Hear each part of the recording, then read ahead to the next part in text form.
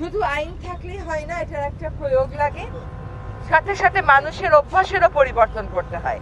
মানুষ যদি জাস্টিফাই করতে থাকে, যুক্তি দিতে থাকে, আমার গাড়ির সামনে রিক্সা এসেছিল, আমার গাড়ির সামনে একটা মানুষ এসেছিল, তাই আমাকে হর্ন দিতে হয়েছে, হর্ন না দিয়ে ঢাকা শহরে গাড়ি চালানো সম্ভব না, এইটা করলে কিন্তু প্রায় সব গাড়ির বিরুদ্ধেই আমাদের আইনি অভিযানে যেতে হবে। এটা তো সম্ভব না। কাজে অভ্যাস পরিবর্তন যেন মানুষ করে, সেই জন্য আপনারা যারা গণমাধ্যম কর্মী আছেন, আপনাদের কাছে বিনীত অনুরোধ, সব প্রণোদিত হয়ে আপনাদের বিভিন্ন অনুষ্ঠানের মাঝখানে স্ক্রলে এই বার্তাটা দেন যে অযথা হর্ন বাজাবেন না। আসলে হর্ন বাজাবেন না বলেন, কারণ অযথা বললেই আবার বলবে আমারটা অযথা ছিল না, আমারটা কারণে ছিল, কিন্তু আসলে কারণে থাকে না। হর্ন আর আতশবাজি নিয়ে মানুষের সবচাইতে বেশি অভিযোগ। আমরা এর আগে স্বরাষ্ট্র মন্ত্রণালয়কে লিখেছি, আবারও লিখছি, যাওয়ার আগে চেষ্টা করে যাব একটা জায়গা সুনির্দিষ্ট করে দিয়ে যেতে, যেখানেই কেবলমাত্র নববর্ষের আতশবাজি পোড়ানো হবে, আর কোথাও এটা হবে না। নিউজিল্যান্ডের মতন যদি পারতাম যে একেবারেই বন্ধ করে দিতে, তাহলে কাজ হতো, কিন্তু এইবারে শোক দিবসে যেইভাবে বিবেকহীনভাবে আতশবাজি ফুটানো হয়েছে, তারপরে নিউজিল্যান্ডের মতো যাত্রাপথে যেতে পারছি না, ফলে একটা জায়গা সুনির্দিষ্ট করে দেব। শব্দ দূষণের দিকে আমাদের দুইটা দিকে আমরা মনোনিবেশ করছি, একটা হচ্ছে হর্ন, একটা হচ্ছে আতশবাজি। নিজের গাড়িতে হর্ন বাজানো বন্ধ করবেন। আপনারা যখন আমাদের বাসায় যান, অফিসে যান রেকর্ড করতে, আমি প্রত্যেককে জিজ্ঞেস করি আপনার গাড়ি কি হর্ন বাজিয়েছিল?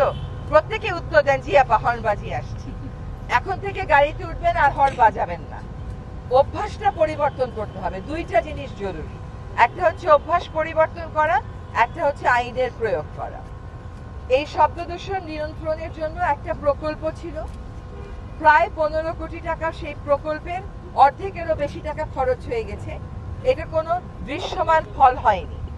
বাকি টাকাটা আমরা আটকে রেখেছিলাম, প্রকল্পটা রিভাইজ করে আমরা বিআরটিএ কে বড় একটা অংশ দিয়ে দিয়েছি। বিআরটিএ যেন পুলিশকে এবং ড্রাইভারদেরকে প্রশিক্ষণ দিতে পারে হর্ন না বাজানোর বিষয়। জাতিক দিবস আছে, সেটাতে করা হবে। আজকে যে কাজটা আমরা শুরু করলাম, এই কাজটা যেন অব্যাহত থাকে।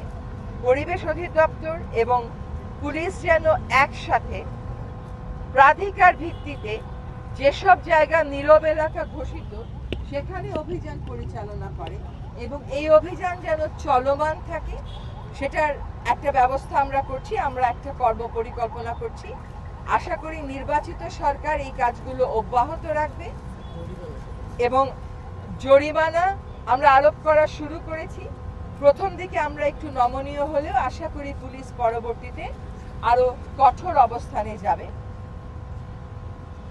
একটা ইতিবাচক অভিজ্ঞতা দিয়ে বক্তব্য শেষ করছি। ঢাকা এয়ারপোর্ট থেকে বের হলে যেমন হর্নের তীক্ষ্ণ আওয়াজে কান কেটে যায়, ঠিক এই একই রকম অবস্থা ছিল নেপালের কাঠমান্ডুতে। 2024 সালের সেপ্টেম্বরে আমি নেপালের কাঠমান্ডুতে গেছিলাম। কাঠমান্ডুতে একটা হর্নের আওয়াজ শোনা যায় নাই, কারণ কাঠমান্ডু পুলিশ এটা নিজেদের দায়িত্ব হিসেবে নিয়েছে, এবং মানুষও এটা আইনটা মেনে চলতে উদ্বুদ্ধ হয়েছে। তো সমাজ এগিয়ে আসুক, ছাত্র সমাজ এগিয়ে আসুক, চালকেরা যারা আছেন তারা এগিয়ে আসুক, পরিবেশ অধিদপ্তর আর পুলিশ একই সাথে কাজ করে মানুষকে উদ্বুদ্ধ করুক, জরিমানা করুক। উদ্বুদ্ধকরণ এবং জরিমানা আরোপের মাধ্যমে, ক্যারেট এবং স্টিক, এই দুই অ্যাপ্রোচের মাধ্যমে আমরা যেন হর্নের ব্যবহারের মাত্রা কমিয়ে আনতে পারি। যত আপনারা বন্ধ করবেন, যত আপনারা প্রচার করবেন, তত আমরা তাড়াতাড়ি সফল হব। সাদা পাথর উত্তোলন বন্ধ হয়েছে না? কারণ একটা সামাজিক আন্দোলন হয়েছিল। আমরা আমাদের মতো চেষ্টা করেছি, কিন্তু একটা সামাজিক আন্দোলন হয়েছিল। তো আপনারা যারা গণমাধ্যম কর্মী আছেন, যারা আমার পিছনে পাশে দাঁড়ানো তরুণ সমাজ আছে, তোমরা এটাকে একটা সামাজিক আন্দোলন করে দাও, এবং আমাদের পরবর্তী প্রজন্মকে যদি বধির হওয়ার থেকে বাঁচাতে হয়, এইটা করা ছাড়া আমাদের আর কোনো উপায় নাই। যেই শহরে, যেই দেশে 65% ট্রাক চালক, বাস চালক কানে কম শোনে, সেইখানে বুঝতে হবে যে এটা কতদিনের অভ্যাস, এবং এইটা যাতে আমরা যত দ্রুত সম্ভব এই অভ্যাসে পরিবর্তন আনতে পারি সেটার জন্য পরিবেশ অধিদপ্তর এবং বাংলাদেশ পুলিশ একসাথে কাজ করবে।